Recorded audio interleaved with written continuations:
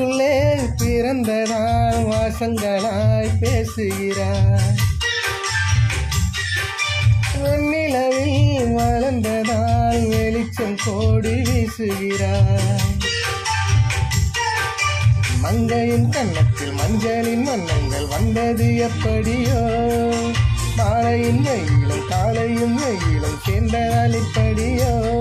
அடி பூமிய நூலகம் பூக்களே புத்தகம் என்று நான் வாழ்ந்து வந்தேன். இன்று பெண்களே நூலகம் கண்களே புத்தகம் உன்னிடம் கண்டு கொண்டேன்.